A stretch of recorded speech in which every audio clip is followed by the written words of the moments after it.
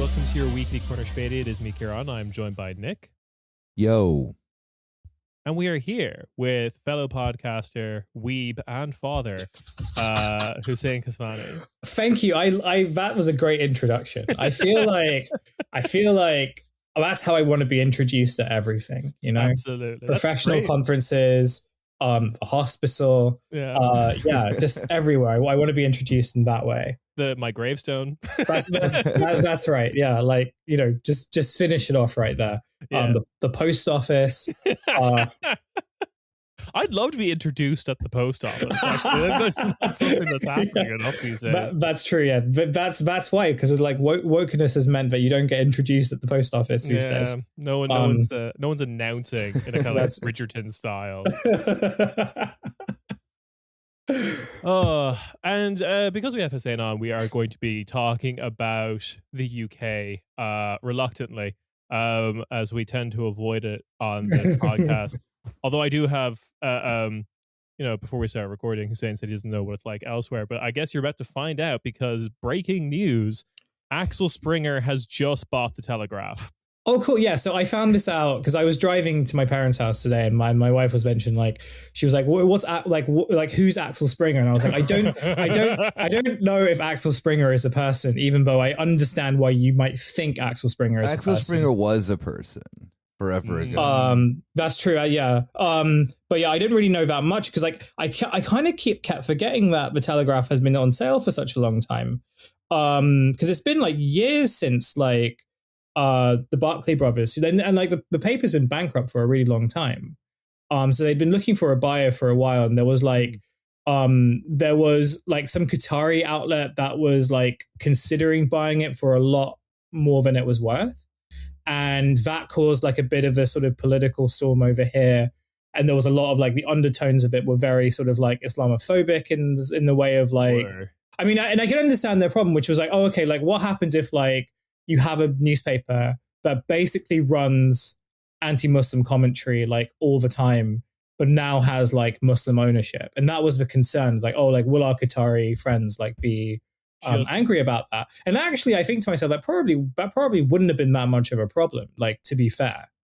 Just start pushing it towards the more like actual complex Middle Eastern politics, anti-Muslim. That's right. Yeah. If anything, it would have just been a lot more unhinged. But yeah, I suppose they've got. I'm most looking at this now. £575 million deal. Yeah, I don't really know what else to say about that, other than unfortunately it still continues to exist. But like, fine. Yeah, I mean, as fun as it would have been to watch like the Telegraph slowly and awkwardly transition to having the content of like AJ Plus or something like that, but just in print documentation. No, unfortunately, you're getting it should be legal for me to fuck my car kind of politics that will be Axel Springer.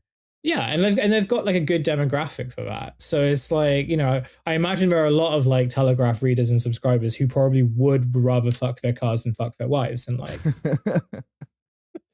I mean, Axel Springer, not famously, because I don't think enough people know this, but like he did divorce his Jewish wife so he could join a Nazi automobile club.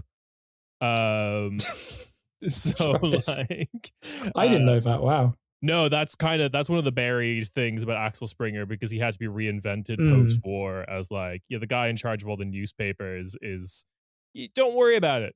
Well, it's like exactly the thing of like last week when Uma and I were talking about the Munich Security Conference, and the guy who starts it is like a Von und Zu German guy, who then like his family were like all like devout monarchists. And so post-war, he's like, yeah, we may have been monarchists, but you know, I really like, I got to tell you, I hated the Nazis. I'm like, sure you did. Whatever. I believe that, you know, like keep telling yourself that. Yeah. Yeah. Well, you know what? I'm so glad that nothing at the Telegraph is going to change then, you know, just. Yeah. I don't know, like I think there could just like the weird kind of like they start bringing in things like weird, awkward translations of German right-wing obsessions, like yeah. reason. No, I mean, yeah, you're not gonna have, I don't think that you're gonna have the weird thing that like Matthias Döpfner does with Politico, where he's like, by the way, English language world, here's my opinion. A German, No, you absolutely are, because like every time Matthias Döpfner, the owner of Axel Springer, gets to write something for one of his publications, it's sent to every one of the publications. Yeah. It's like the later seasons of The Office joke. He literally like woofs like an article to every medium possible. Like it's in Politico, it's in everything. He's going to do it. It's going to be in the Telegraph.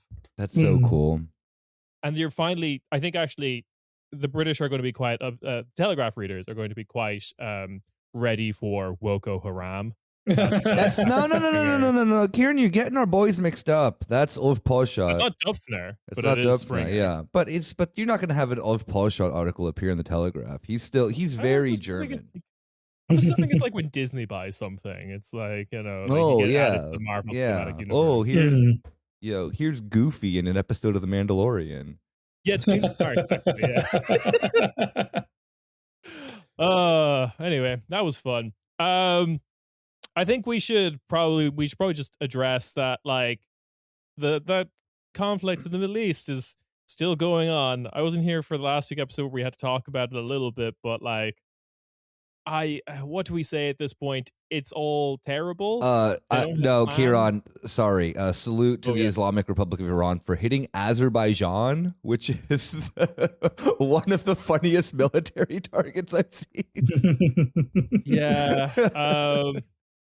Shout out to the weirdest collection of influencers like not getting a check this month. Yeah. I think this is it. It's like a horrible time to be alive, obviously. And like I have been very sort of like I've been sort of monitoring my news exposure, because it did feel at one of the days recently, every time I would like refresh like my various news apps, it would just be like, oh, like more strikes have hit like this suburb in Tehran. And if it's not just that, then it's kind of like Americans and Israeli like lieutenants or whatever just like just openly lying about what they're doing.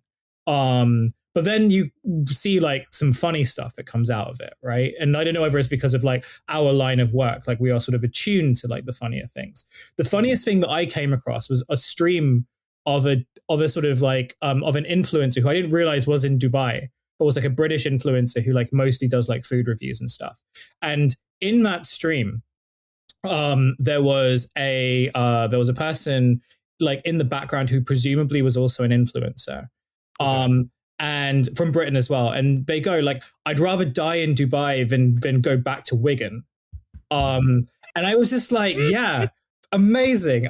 Like an amazing line that I feel you would rather be hit by a missile in your fucking horrible high-rise flat in Dubai than to live the rest of your miserable life in England. I completely get that. And so like there was some like, let's not discard like the influencer and the posters impulse, where even sort of being in the midst of a war, you come out with like those just like amazing single lines. Well, the thing that I feel compelled to bring up now that you've mentioned this, because we have to mention, Hussein, you're also, the co-host of 10,000 Posts, where everything is posting. The single day in which everything on my Instagram was the one exact same format Instagram reel of like, you're in Dubai, are you too scared? No, because I know who protects me, to the exact same song. Oh yeah. That was my entire, like, it just came out one evening. It just went from like, okay, usually what's in my For You page, fine. And then suddenly it's everywhere, and they're all done sincerely. Okay, cynically, but sincerely or whatever. Yeah. And it's like, that was just so baffling, because it's like the whole point of moving to Dubai, surely as an expat, quote unquote, is you never have to think about politics ever again. Yes. Yeah. Like the whole point, or like your sort of politics is one of kind of like hyper individualism. And the reason why you've moved to Dubai is because the place in Europe that you came from wasn't giving you like what you wanted out of those professed politics, or you were wanting to move to a place where everyone basically thought the same way as you. And like, you know, I have never lived in Dubai. I've sort of visited a couple of times, like, cause my wife has some family there. I'm not like a big fan of the place. So, you know, it's like, but I think like one of the things that you sort of find is immediately obvious is that because there is so much like groupthink in it. And I mean, again, like it's like Dubai, like it's not to say that Dubai is like a vast place, but it's like, I think as you guys will know, the working class, the service workers, the people who make the city run, have been like pushed quite far out of the city that people tend to visit. And we went down there as well at one point. It's like, it's a very stark contrast. Like politics exists in that place. Like, I'll tell you that. But in your sort of like, you know, the sort of Jumeirah beach areas in the sort of like, I can't remember what the other places are called, but there's like specific areas where like Brits apparently moved to. And obviously like, you know, the reputation of that place has not particularly great. But the point being that you didn't have to really engage with the outside world, right? Other than to sort of like monetize all your interactions. That was the whole point of it. And so this is the first time where I think a lot of them have had to kind of be like, oh, you can't just run away from your problems. You can't just run away from like, you know, the sort of perceived struggles that you have. I'm very fascinated to find out what their lives will be like having to return to the UK, because so I don't know whether you guys have also seen this in your FY, like in your For You pages, but whenever someone like is about to move to Dubai, they tend to make content, or they've just moved, they'll tend to make content that really berates the place that they came from, right? So you get loads of stuff which is like, here are 5 reasons why I moved to Dubai. Number 1, because the UK sucks, and like it's always policy, and it's always right. Yeah, like they sort of really try to make these definitive claims, partly because they're trying to incentivize other people to move there, as one of their sort of like many sort of content streams. And so I'm interested to see what it's like now that they've had to sort of return, and how they adjust to that, you know? I am, yeah, it's just, the whole thing is farcical, and I'm curious to like watch it all play out, because it's not just the UK. I feel like the British expats have been particularly obnoxious, but you're getting those repatriation flights into Spain, into Germany, and like, yeah, the German influencer guys are kind of some of the funniest because I've gotten one guy who I clearly just know for a fact has probably never lived in Berlin. And he's like, the thing that's very funny too is that then German posters are way worse than the other ones. They don't do like the quality of their videos is shittier. This dude is doing like boomer angle of his phone, being like, yeah, like I'd rather live here than get stabbed in Berlin. It's like stabbings aren't a problem in this city. Like there's plenty of problems in Berlin. You can't just copy and paste London here. Also, like it's just like oh, rather like not get stabbed and pay 50% tax. And I'm like, that's the funniest one to me too, is that then it's like they would rather live under like a missile barrage than like that type of existence. Well, you never know. You might come across like an accountant with a switchblade, and then what are you going to do?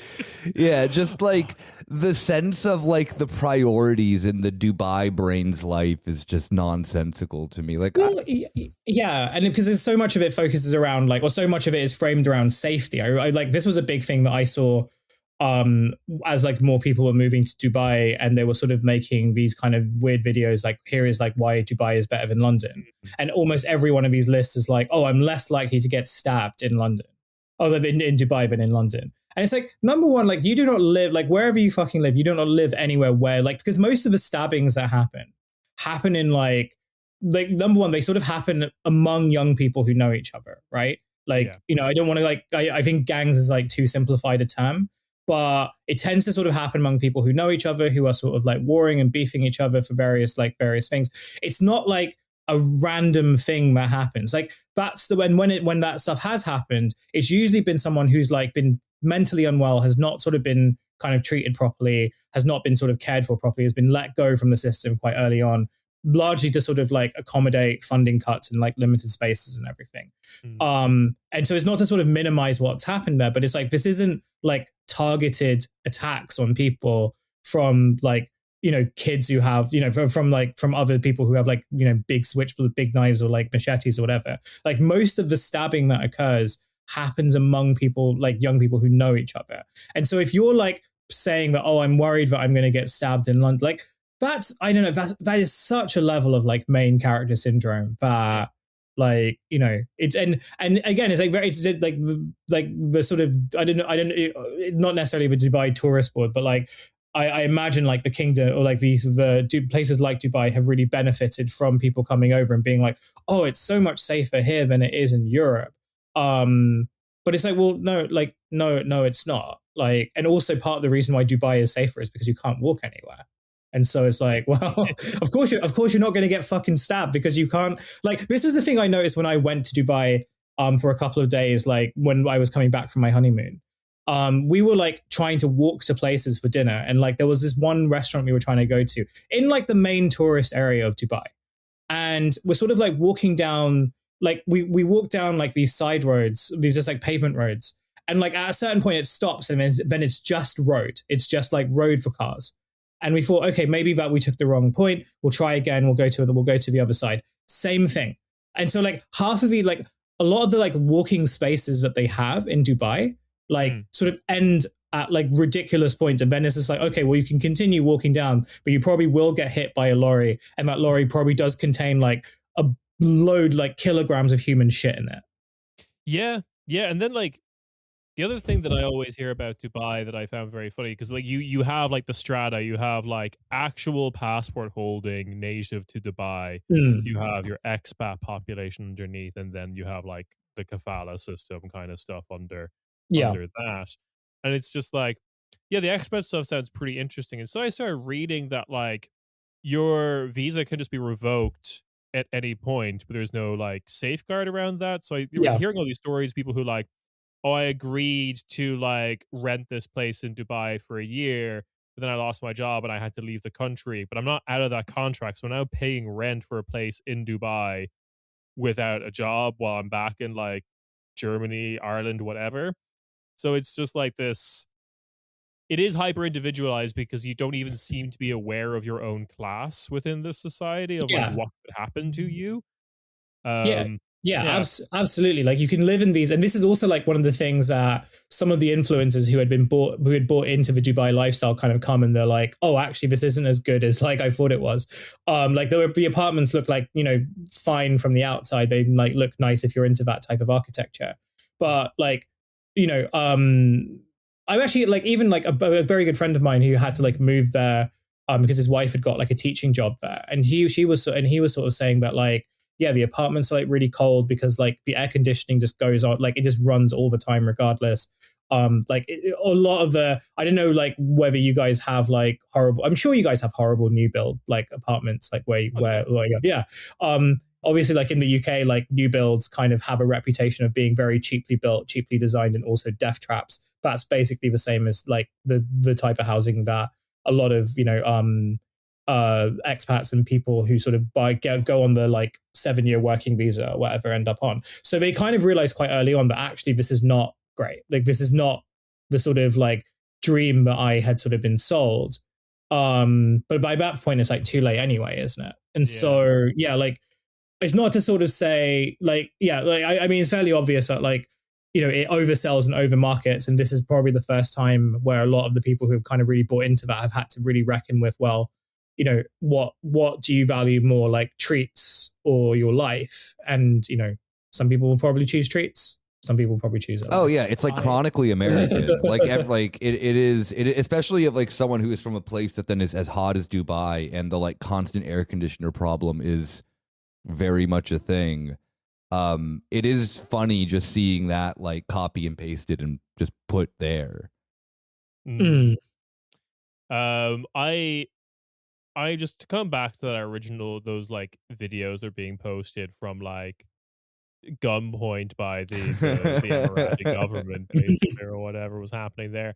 Is like the line, I know who protects us. I'm like, gun to your head right now, name 3 members of the UAE government.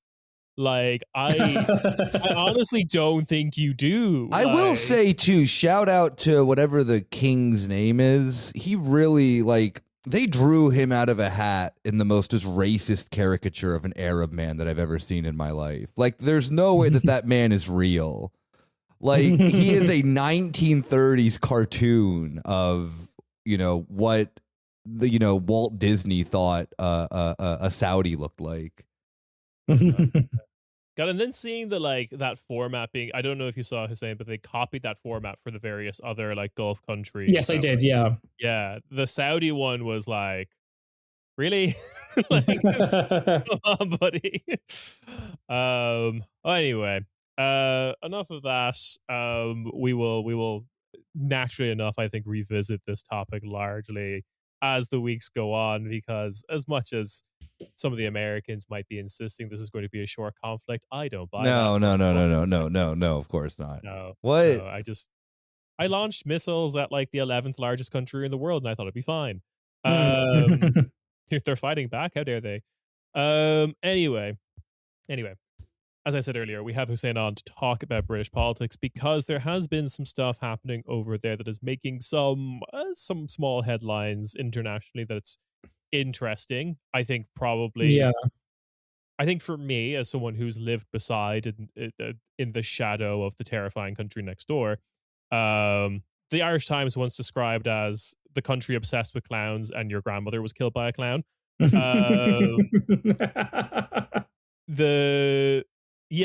we've got the UK politics, but I think something I never thought I'd see in my lifetime is the Tories and the Labour kind of duopoly of political power kind of being shattered by Reform and the Greens, which I find fascinating. And I guess this is all culminating in the by-election that occurred in a place I've forgotten the name of, but is effectively Manchester. Yes, it's Manchester, Gorton and Denton, which it's not super important, I think, in terms of it's not I think the only thing to sort of note about this was a fairly strong Labour Party constituency for a very long time. They had, I can't remember what the size of the majority was at the last election. I sort of want to say it's between 10 to 13,000. One of the stats I heard is they've had that seat ever since before World War II. Yeah, because Manchester is a very Labour, it's a very sort of Labour city. And it's one of those kind of there are lots of things called safe seats where, they'll sort of, when sort of politicos and election analysts kind of model things, they'll sort of say that, okay, this place has been Labour for a very, very, very, very long time. So we can assume with quite high certainty that it will stay that way. And so in lots of other years, in many other years, this would have been a very unremarkable election in the sense that the Labour Party would have sent someone in. They would have maybe sent someone in with a vague connection to the area. But if they, they could probably send anyone in and people would vote for them. Yeah. That obviously changed this year, but as you mentioned, it's part of this broader context of a big shift in British politics, as with the sort of two major parties that have dominated British politics since the Second World War, the Labour Party and the Conservative Party has basically kind of dissipated into single digit support, the Conservative Party. And to the point where you sort of can very easily forget that they even exist, even though they are sort of still the sort of main opposition in this country.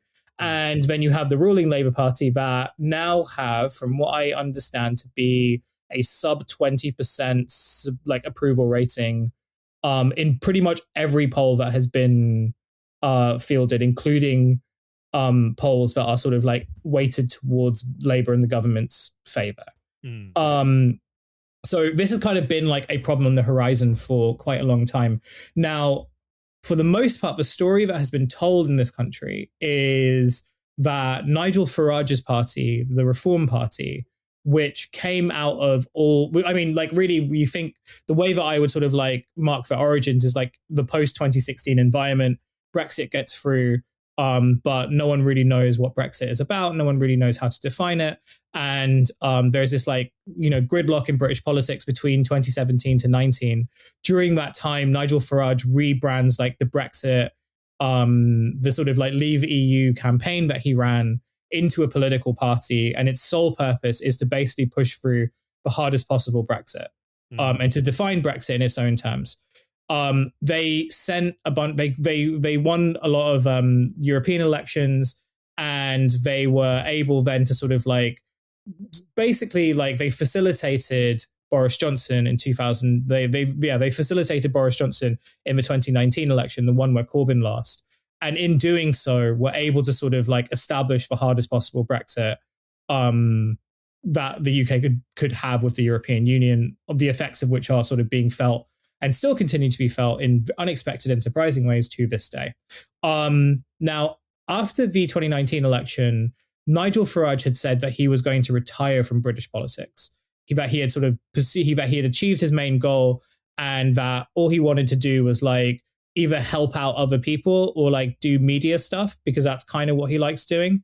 But obviously that did not happen. And instead, the Brexit Party ended up becoming the Reform Party. And the Reform Party is pretty much like the national, like it takes the logic of the Brexit Party's strategic architecture and its sort of philosophy of like running insurgent campaigns and like also running a campaign that is very concentrated on media appearances and being as sort of like brash and as what's the right term for it? Being as kind of provocative as possible. And, you know, they have a good time of it, at least in the initial term, because this is also the period where like, you know, not to sort of bring everything back to like everything is posting, but I do genuinely think that's true. Like, you know, I think the post-COVID environment is one where like attention really sort of like everyone's attention completely warps. And also our understanding of attention completely changes. And I think for like all his faults, the one thing that Farage has always been very good at has been not only garnering attention, but knowing where attention is and sort of putting a lot of his resources into that. And so the Reform Party has, the way that I have described it on Trash Future, the other show that I do, but also in general, has been they are a party that like spiritually is akin to the Conservative Party under Margaret Thatcher, but they have like the sort of shiny veneer of a very particular sort of internet driven aesthetic, of which its main purpose is to sort of to capture and drive attention and to channel it into some sort of political movement that they even struggle to define.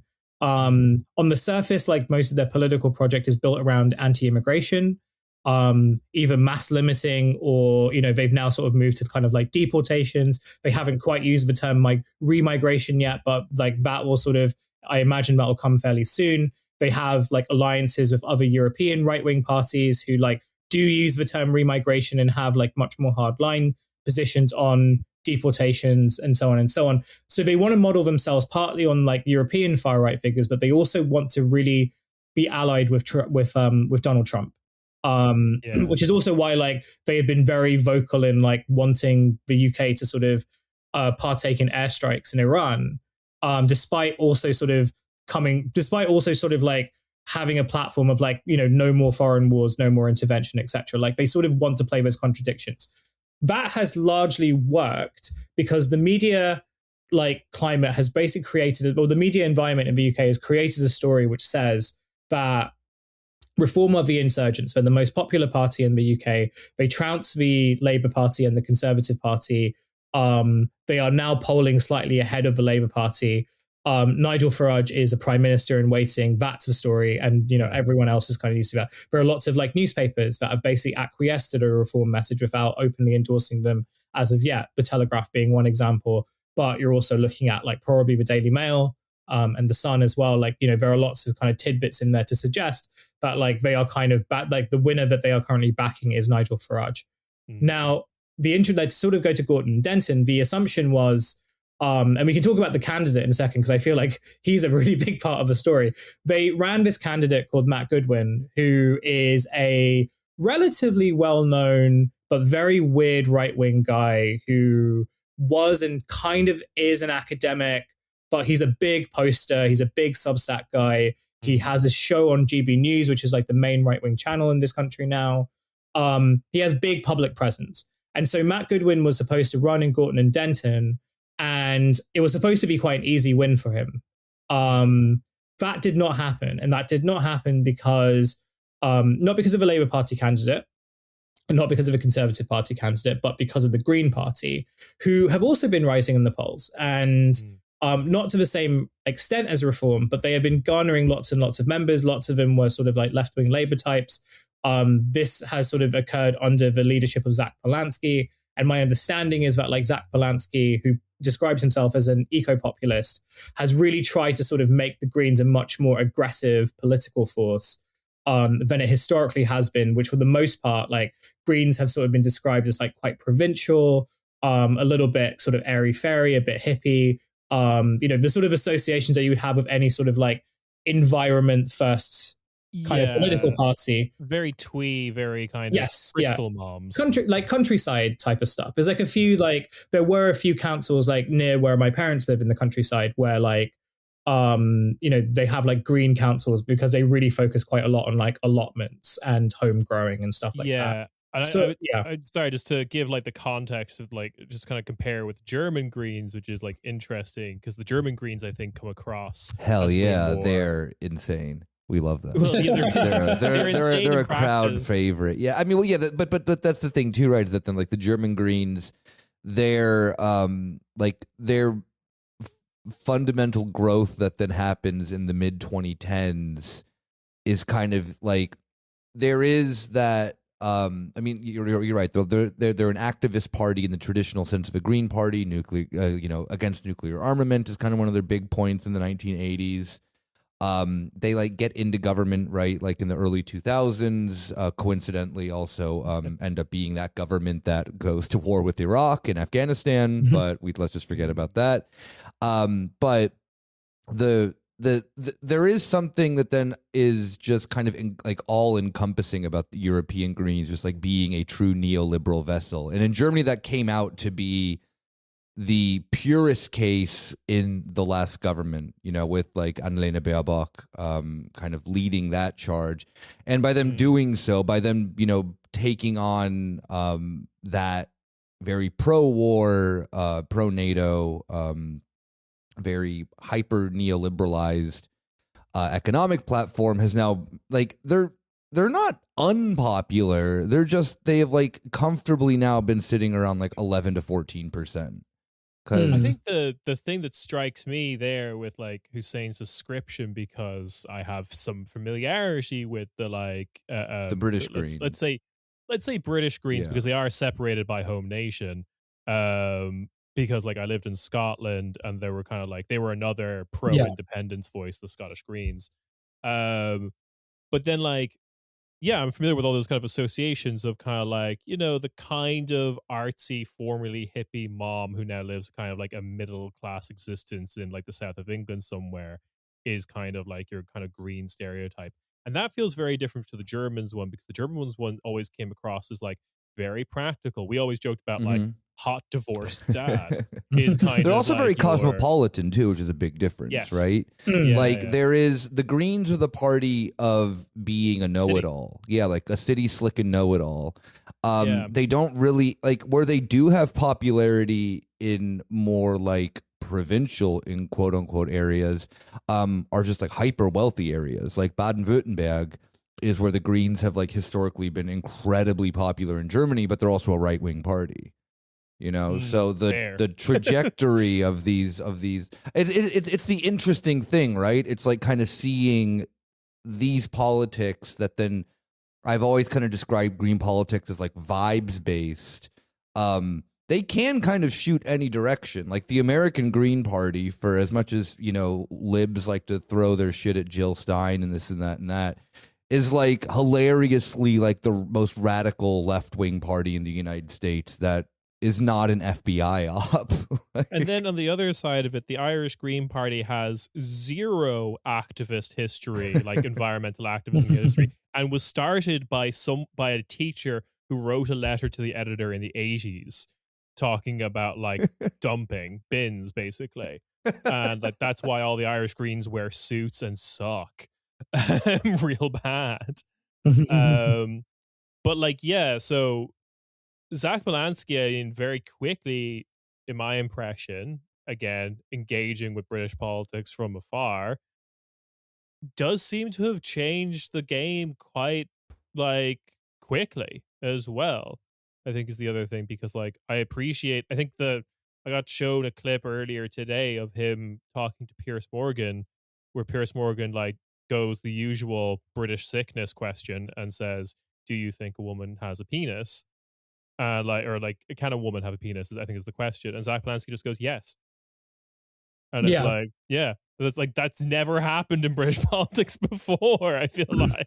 Yeah, I mean, also it's interesting, and this is all like speculation, but I think it's one of those things where, like, you know, Piers Morgan obviously sort of says it as like a bit of a like attempts to try do a bit of a gotcha. Yeah. And I think like what Polanski sort of recognizes, number one, is that like, and I think this is a big lesson, because like a lot of the kind of Greens that I know and like people who I know who are like in the party in various capacities, were former, like, you know, people who were formerly like Corbyn people and who were sort of activists in like Corbyn's Labour Party, either directly or indirectly. And like the sort of memory of that period was one in which, like one of the sort of failures that they identified in the post 2019 election was the way in which like attempts to placate the sort of British media and trying to sort of like acquiesce to the games that it was like forming, and, you know, games that like you knew that you would lose, but for whatever reason you'd still attempt to kind of like try to sort of, you know, play along with them in the attempt that like, oh, you know, you might be able to kind of reasonably you know, spread your message like using these mainstream channels. Like, I think what they realized was that actually like playing these games does not yield any sort of benefit at all.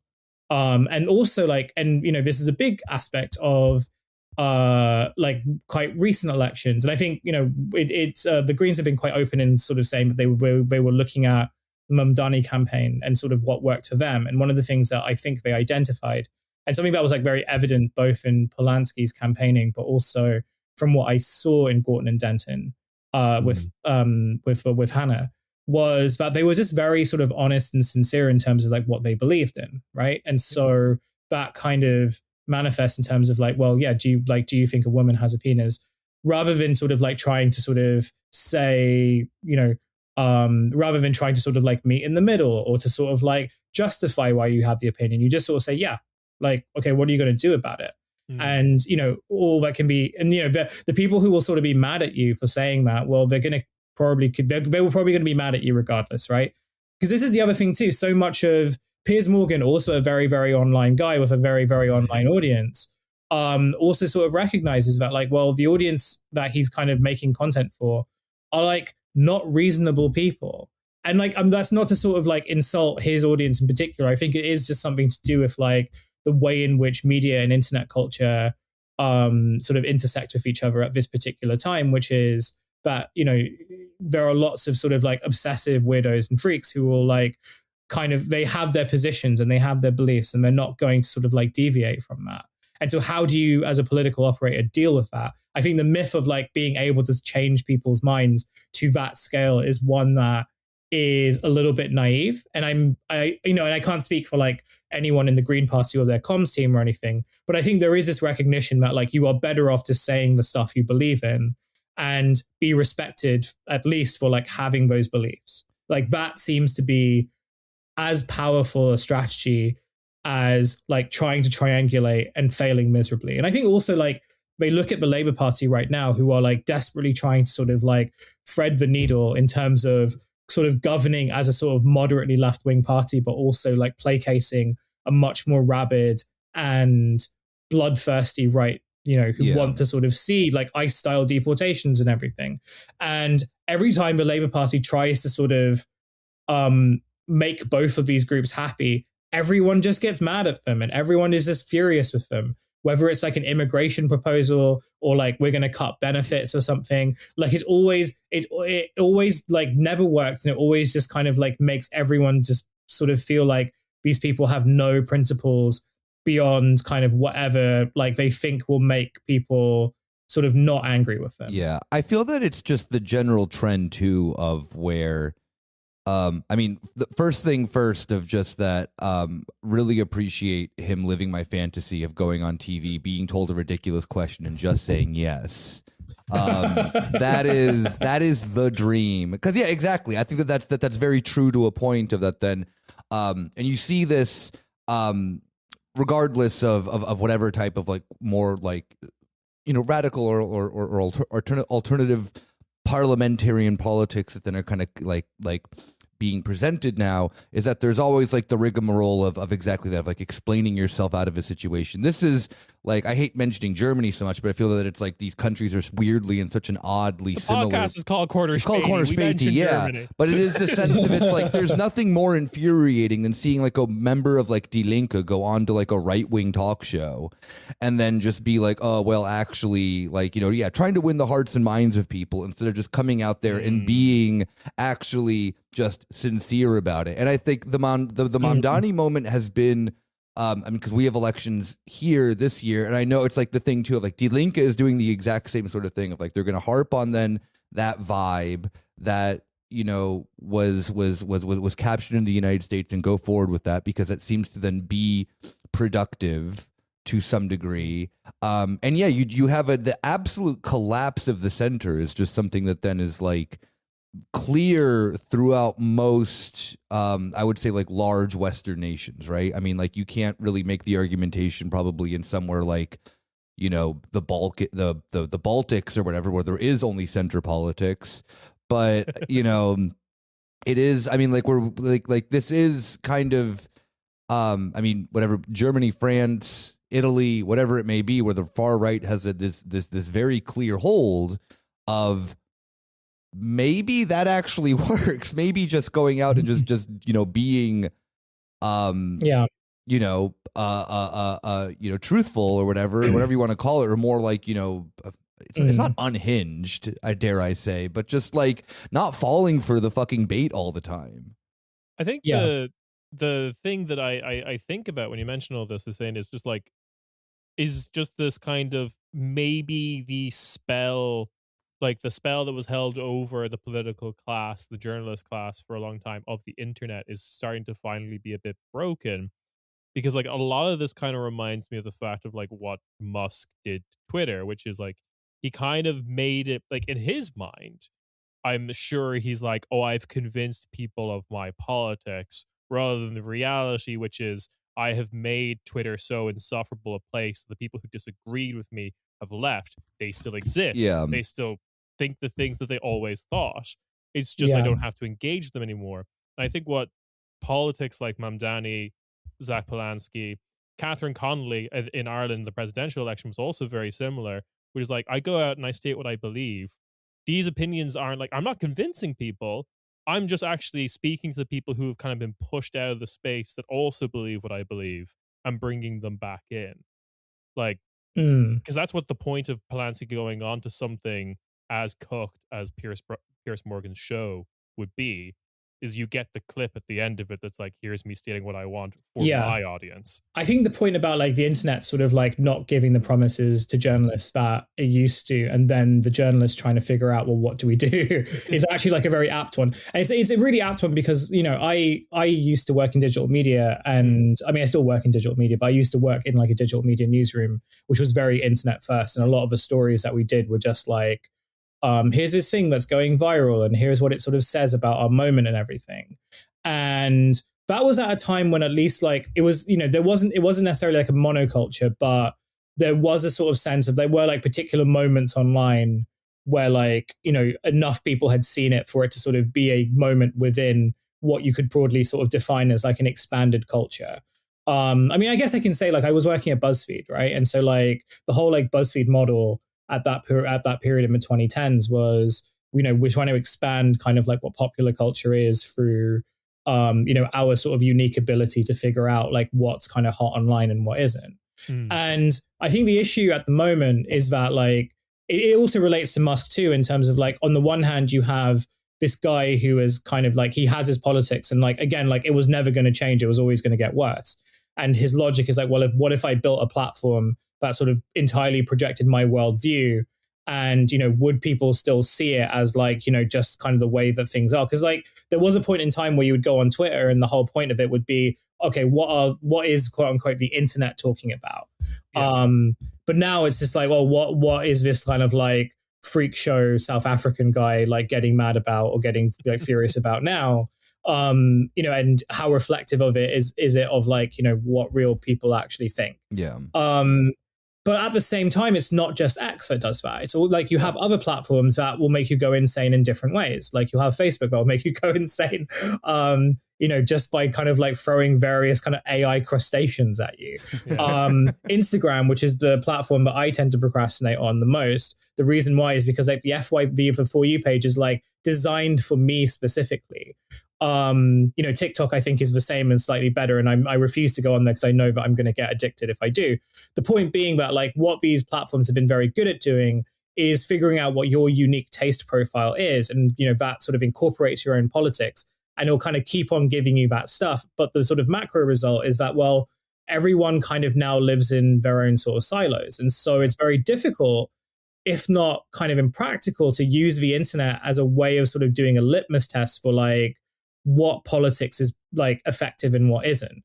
And so that's where I go back to the Piers Morgan interview of like, does a woman have a penis? Which is, this would have maybe worked like perhaps in 2020, like, but now like it doesn't work. Not because it's like people have changed their minds on it, but it's also just like there's so much content that people like sort of pay micro forms of attention to that, like, despite how outraged they might be by like what Zach Polanski said, they will forget what he said like about 10 minutes afterwards because they're just like consuming. The point being that like content is so fractured that like the idea of using a gotcha moment and sort of turning it viral and sort of this kind of like asserting political power that way is a strategy that I don't think is really effective anymore. Maybe I'm being naive about that. No, I think that's very realistic in the sense of too of just like even today being on my phone and seeing things that then like have pissed me off about whatever here and what's going on in the whole situation.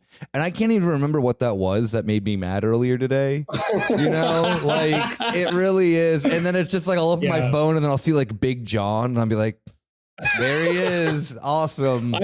I remember everything that Big John does. I remember everything that like, Big John does. Yeah. Exactly. But that's yeah, right. no, it really is. I mean, like I think that anyone who says that they don't that they cannot relate to that is absolutely lying to themselves in the digital age. And I'm interested in seeing how that plays out politically, because I think this goes back to like, to go back to Gorton and Denton for a second, like the reform candidate Matt Goodwin is like, if we saw Hannah Spencer as this like local plumber who is like quite nice and very bubbly and just like kind of very charismatic, and she was dismissed quite early on for, again, like being the sort of stereotypical green hippie, all that, she's not going to resonate with like the real working class that like chew tobacco and spit on floors and stuff. Yep. And drink pints instead of water. But and so Matt Goodwin of all people was sent to sort of like try relate to this group. And Matt Goodwin, I don't know whether you've seen any videos or images or like any of that stuff. He is did he ever read the book? Is he the book eating guy? He's a book eating guy. Yeah, he's the book eating guy. I had been very worried if he had got elected because like, you have to swear an oath on the Bible, and what if he ate the Bible? Constitutional crisis in the UK. We have this guy that just like keeps eating the sacred documents. So like, yeah, he has this weird reputation of being like a book eater, but also he is one of the least charismatic people I've ever seen who has so much like a public persona. Like there are interviews where he comes and like as he has sort of gotten, because okay, so like some backstory, like I knew of Matt Goodwin a long time ago when he was a fairly normal but very ambitious academic. He was like a politics professor guy who had sort of emerged at around about the time that like Nate Silver had kind of become famous, and this new sort of poll prof type of figure who didn't really have to have any political beliefs. They were just they were numbers people. They're calling shots. Yeah. And for them, it was like, oh no, there is a way of doing politics that is like systemic, and it is methodical, and and he wrote some like early texts on sort of populism, which like by themselves I think are interesting, because in the moments that I sort of came across him, and actually we were like Twitter mutuals for a very brief time, was because he was writing a lot about Islamophobia at around about the time I was writing about religion at BuzzFeed News. And so like I'm very sure we went to a conference together, although I'd never really spoken to him. but he was in that space. But what was very clear even at that point was that he was like a very ambitious guy who didn't really hold any beliefs other than that he wanted to sort of like his career to sort of be, I guess he wanted to sort of be like a public intellectual. Yeah. And he wrote a few books about hanging out with the far right because he wanted to be like the dominant figure in that space. And for whatever reason, that didn't happen. But also, I think during that time, he must have realized that, like the emerging politics is one where like the far right are going to have much more of a salience when like mainstream right-wing politics, mostly because of the internet and the way that they use the internet. So actually his observations at that point were quite good. And he was like a fairly decent academic at that point. I don't know when the turn quite happened, but I suppose it was like the moment when he was being quite chummy with like other right-wing people. And he was sort of excusing racism and kind of anti-Muslim hostility and anti-immigrant hostility in particular as these like examples of organic populism. Like this is a working class rising. And he was trying to develop this theory about how like the forgotten working classes of the UK and Europe were, that the only issue that they cared about was immigration. That, and it convinced a lot of political parties. Like he was very, very convincing. He sat on a lot of boards. He was a government advisor for a while. I'm pretty sure, I think he was an advisor to Boris Johnson, but I'm not entirely sure. But he was like a senior advisor to like some government figures during the end of the 2010s. But as he's doing so, he's also posting more. And, so my understanding of him at this point is that, he's a guy who never gets off his fucking phone because he's always posting and he's always like tweeting. And so much of his last book, which on Trashfuture, we did like a couple of live shows reading it. And one of the arguments he makes was about, because like the book is really like about, the woke mind virus as like he sort of like subscribes to it. And his argument is like, the reason why politics feels broken is that like all these factions don't talk to each other. And unlike me, a good centrist who's really sort of inquisitive about people, I talk to everyone. But one of his examples of like the hostility that the left shows the right, or the left shows normal centrists like him, is that they refuse to engage with him on Twitter and they block him. He says that in his book. Like, yeah. I could not believe it when Riley read that section out. But I thought, and I still think about that so often, because it is just very much this case of like, you're a guy who just spends so much time on the computer that you think that what you see on your phone is how people live in the real world. And that's also like so much of what informs the Reform Party as well. Like, a party that doesn't really have any sort of policy program other than being anti-immigration, and their sort of justification for it is like, we see the populist movement rising and we can sort of map it out on the internet. And I think what we might be seeing, or like what Gorton and Denton might show, because Matt Goodwin, even though he came second, he did not come a close second. He came quite a far second. Was partly because he just does not know how to talk to people, does not know how to sort of convince voters that he's worth voting for. But also like even like in these local hustings, like the thing that he's really talking about is stuff that he sees on his phone. And he's talking about Manchester as if it's London, and like these kind of dangerous immigrant gangs and everything. And like, it was just something that was so detached from reality. But, and as we might sort of get onto, like when he lost the election, his analysis of it was not, I lost, but I fought like a decent fight, whatever, I'll come back next time. His argument was that Muslim voters in Gorton and Denton were forced by patriarchs in their families to vote for the Green Party. Yes, I've seen this. And he posted that just before the count finished. And like, I don't know why he didn't think he was coming across as like a whiny baby.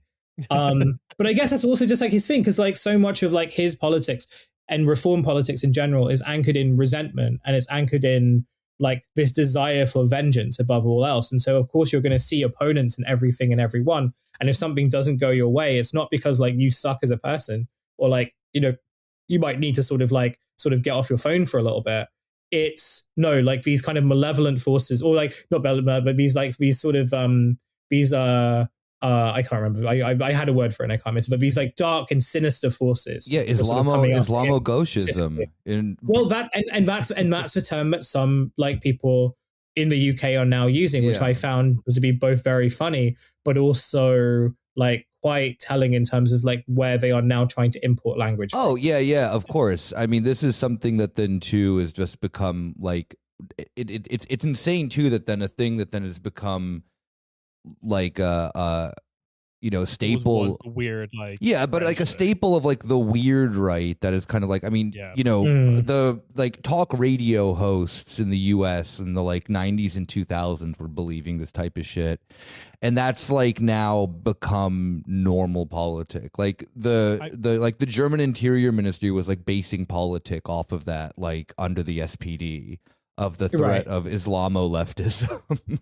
The French are fucking sleeper. Like, people are sleeping on the French when it comes to this kind of stuff, because like they're the future of Europe, baby. In like every regard. EU Arabia, that's French. The Great Replacement is French. Mm-hmm. Like, Douglas Adams tries to like swing that one by you by quoting it in his book as the original French, Le Grand Replacement, as if we can't figure out what that is. But like, yeah, this is like the poison chalice of like capturing platforms on the internet, because it's like convinces you that you've got backing of the general public until you like confront reality.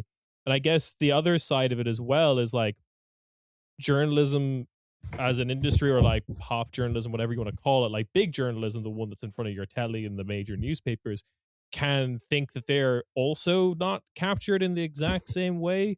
Because like as media in the UK kind of becomes very reform, and reform becomes very Twitter or X, the everything app, it's like the whole thing just kind of reminds me of like, it's always been very transparent in Ireland when this happens, because like we as a country are just so small that we don't have enough people to make enough weird niche spaces. So therefore, like, our political class looks to elsewhere, and they repackage stuff they get from the UK or US and presents it to us, and then we immediately go like fucking Three Fingers scene from Inglourious Bastards of like, that's some British shit that you're saying right there.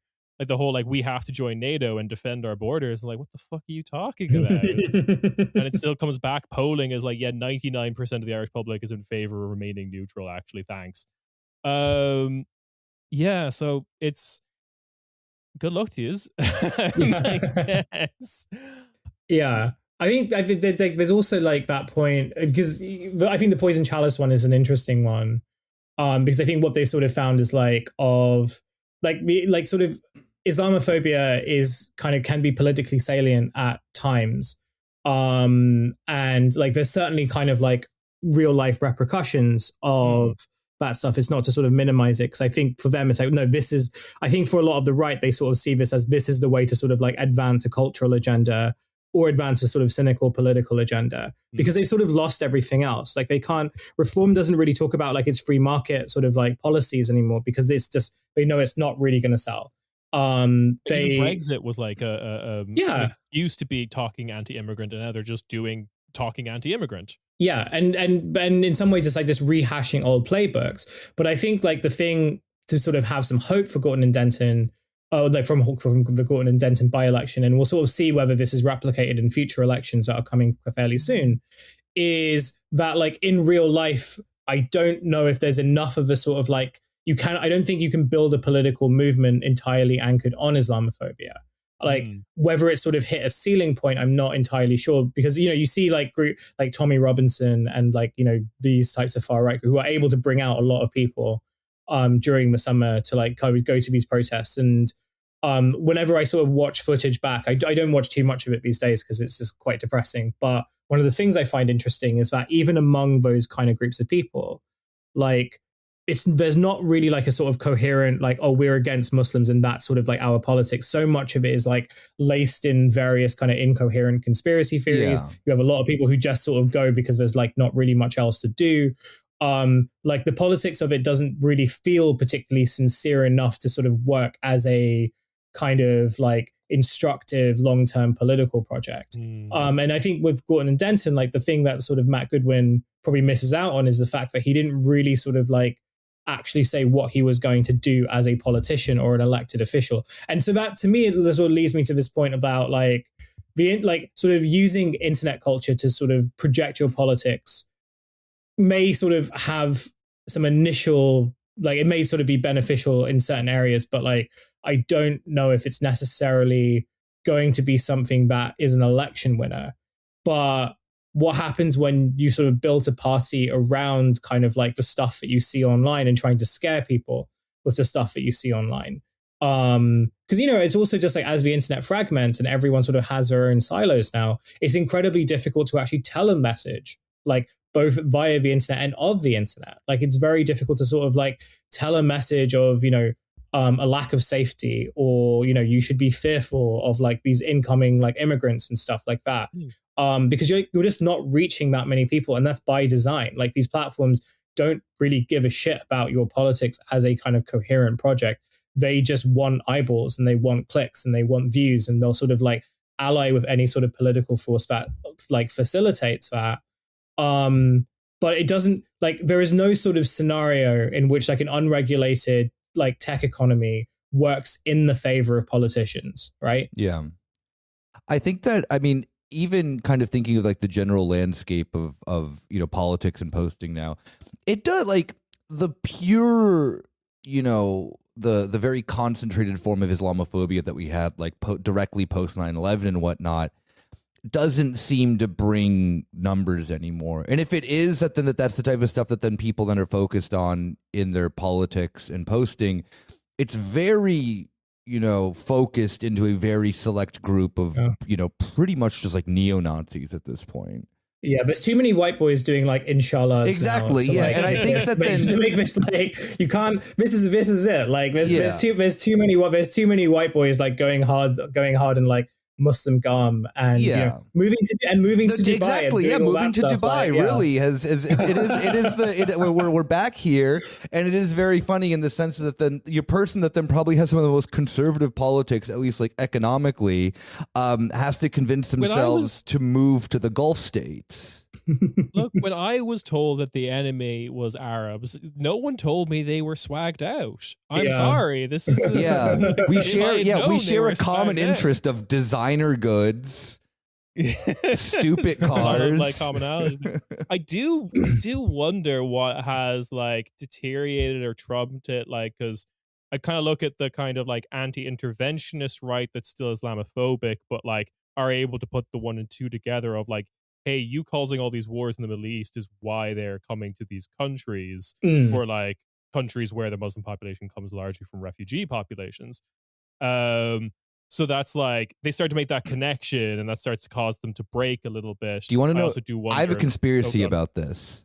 I have a full-blown conspiracy about this, all right? I think in the sense that then because, and, you know, we can all disagree about this, I think that because, like, the truest form of, like, Islamic fundamentalism that right-wingers love to tout about was such a failed U.S. op in the ages of, like, you know, Al-Qaeda and stuff like that were very much brought up in the sense of, like, being this, like, anti-Soviet sort of thing. And the thing that, and I've heard this from people in the Middle East who've told me this, they're like, oh, yeah, no. It got, like, ISIS was the thing that then made that actual form of politics, like, unappealing to a lot of people anymore. You know? So there was in the sense of that then you have, like, now, okay, you know, I'm half serious about the oppiness of Islamic fundamentalism, but, you know, there is like this kind of like history of it being kind of backed up as an alternative to the Soviet Union, this and that, it then becomes this thing that it is, and then ISIS kind of then like goes too wild, and even then people who were like legitimately into that type of politic now, and even, I mean, like speaking with, you know, Palestinian and like Syrian friends here in Berlin, they're like, yeah, that was too much. Like that type of politic internally, even in the Middle East, just started like slowly dissipating because people could have political Islam and this and that, but that level of just like the hyper violence of it, just like put a lot of people off to it. Even speaking on like looking at it from the other angle of like ISIS as a spectacle for people in like Western Europe, like, it's hard to up the ante. You can't do it. It's impossible. It is literally, so you've created the most evil thing. So if that didn't make you an Islamophobic crank, then now we're just kind of living in the half-life of ISIS, of like nothing else is doing it. Yeah. Yeah, I mean, like they're trying to recycle memory. And this is also where I kind of like, they're trying to like recycle the sort of threats that like sort of no longer really hold any salience. And I think one of the things also is that, again, and I don't want to like sort of say everything is sort of undermined by like the abundance of content, or everything is sort of just kind of posting, but like I think to a certain degree it is true in regards to this, where you see a lot of people who like to sort of it's not like they're not stupid, and so you're going to sort of say you sort of like exclaim the threat of like, oh, I like if these immigrants come over, like they're going to sort of form like terrorist militias and stuff like that. But it's also is the thing with the Israelis is that they love posting their war crimes, and they love sort of posting their violence. Yeah. And eventually you do put these things together and you're just like, like, isn't it sort of strange that the places that these people are coming from just happen to be places where Israel has been like bombing them? I think it's also why, so I don't know what it's like in where you guys are, but in the UK, like I feel like the sort of like the pro-Israel advocacy has gotten really, really difficult for the people who are sort of true believers. It's been, oh no, I think Germany's chugging along just fine. Yeah, I mean, from the headlines, I'm just like, yeah, okay, they still believe that like dropping like all these munitions on schools over a year after October 7th is actually self-defense. So that's fine. But I think in the UK, like it's much harder to sort of make that claim for like, I guess there are like various reasons that might be the case. So I suppose there is this part of me that's wondering like, how long does the sort of narrative of, the Israeli narrative kind of like hold political salience for, but also like when the backlash comes, what does that look like? Because I think the strategy that both Matt Goodwin kind of used in his election and on TV, and just like people like him in general have used, is to kind of frame Gaza initially as this like, what's happening in Gaza as this like fringe issue that has no sort of like real consequence or significance to the UK. And there's that very viral clip of him that went around actually like during that election where Aaron Bastani from Novara asks him, well, okay, what about Israel? And he just like freezes, like he cannot like say anything. And so I think that probably did some form of damage. But the other aspect is that these guys are now trying to sort of say, they're trying to frame Gaza as a like political project. So they're like, oh, these Gaza supporters will come in and will cause some harm. And we're not going to really be like specific as to what they are. But like, I think that what they're trying to do is they're trying to like really emphasize the foreignness of it all. But like if the by-election sort of showed us anything, it's that like, well, actually that doesn't really sort of matter that much. And I know it's only one by-election, and then like it's in a seat that like has a fairly diverse ethnic population. So it's not to sort of say this will be replicated across the country. I don't think it will. But I think it does kind of like show the limits. I think the other thing just to bear in mind, and I'll be very quick because I know that we're running out of time, is that the Reform Party is also facing its own problems because for a long time it's been able to coast on the basis of like just kind of taking a lot of anger, both real and online, and trying to channel it into like a political project that benefits them. So they'll sort of like kind of latch onto anything that makes people furious, whether that's kind of like, traffic lights that, show red for too long, or like CCTV cameras. Lots of it are to do with cars, actually. So much of like British politics is to do with like who has cars and who doesn't. You're so ready, Practice Springer. You're ready, baby. Perfect Right publication coming your way. But, and so Reform have been able to sort of get away with like not really having to say that much about what they're going to do once they sort of like take over the country. But the result is now that they have challenges on the left from Greens, but they also now have challenges from the right from another party, a Reform offshoot called Restore. And Restore are like fucking properly neo-Nazi. Like they're the ones who are just like, we've got to like repatriate everyone. We're going to subject everyone to DNA tests, probably. Remigration. They've hired all the sort of like, they hired a bunch of cranks to sort of like be their spokespeople. And they're also like causing a lot of problems for Reform because a lot of Reform supporters are, who are like, oh, actually, these guys represent my politics a lot better because these guys actually want to get rid of all the brown people, whereas Reform wants to sort of only get rid of some of the brown people. Yeah. And so Reform now are in this very unique like challenge where they actually have to like say what they believe in. And I wonder whether, in the same way when Matt Goodwin had to sort of like confront what he believed in, only to find out that he was like empty and vacuous and a shell of a man, Reform will also realize that they are also a shell of a political party that really stands for nothing other than to sort of facilitate the rich getting richer and maybe like reducing some immigration in exchange. Yeah. Yeah. We should wrap up. I'm sorry, but I feel like I've talked about this for ages, but I do want to highlight that like we haven't mentioned it till just like something you said towards the end of like, I do think Gaza does have an impact if we talk about like Islamophobia in like a country. Like I do think your kind of imagined understanding of ISIS and Al Qaeda does get trumped by the real footage of something pretty horrible on your phone coming to you. Because like in Germany, it's still like something like low 70% sympathetic to the Palestinian side, not represented in the media at all. Yeah. And most of that is like, that is not like, that's not left wing. It's probably Catholic more than it's left wing of just like children shouldn't die. Yeah. And like, I think that does get trumped. And I think not trying to dismiss that whole discussion, even if you're not particularly left wing, but like you're someone who's maybe a little uneasy that your government either participated in or just let happen a genocide, that like makes you uncomfortable when a party comes along and has nothing to say about it and wants to ignore it completely.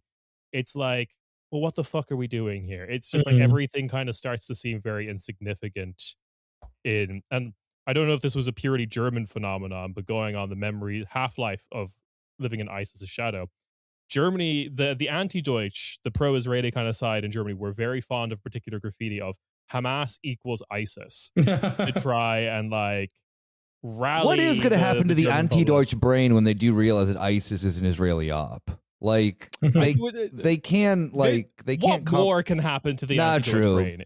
But I mean, I think that is though like a really good point of that. Then it's like it sounds weird to say that it transcends politics, but in like the political spectrum of like Gaza has kind of shown the sense of like kind of like transcending the political spectrum of that. Then it's like it is like as you mentioned, Ciarán, of like a moral issue to most people, where it's like the only party in Germany that then fully does endorse, like where the membership fully endorses Israel is like the FDP. You know, and that party doesn't exist really anymore. And the AFD too, but that's because they are racist and they believe this like the civilizational war. You know, the true but even believer right wing nonsense. But the far right like association with all that is starting to fall apart when it's like, we just did this because America was doing it, and now America is trying to undermine all of our nations. And as a nationalist movement, it kind of looked bad when we were like supporting the Queen from New York. Yeah. As like the leader of our fascist movement. But, anyway, we could talk for ages about this. I'm very aware of time. Hussein, thank you so much for coming on. Is there any last little thing you want to leave us with before you? No, I mean, just kind of, I hope more Gorton and Dentons happen. I think it's rare to have like a nice thing happen. That makes people makes certain British people lose their minds. And so I hope that continues. I think Zach's doing like a pretty good and interesting job, and I hope that continues as well. I mean, listen to my other podcasts, 10,000 Posts and obviously Trash Future. I didn't really have anything else to plug other than those things, so I'll leave it there. That's good. There'll be links to both of those podcasts in the description. I highly recommend both of them. 10,000 Posts is one of those podcasts that I have to stop listening to because I start talking to my phone. I'm trying to participate in the conversation. You should come on. Man. We'll have me on. I'll be insufferable. We'll talk about. We'll sort that out. Post recording. All right. Three episodes ago, you said this. I just wanted to respond. I don't disagree or anything, but you know. Yeah. No. We'll do. Yeah, we can do that. Just like the litany of errors that we People will love that, right? All right, and we will catch you, the listener, on the bonus feed. Ciao, ciao. Bye-bye.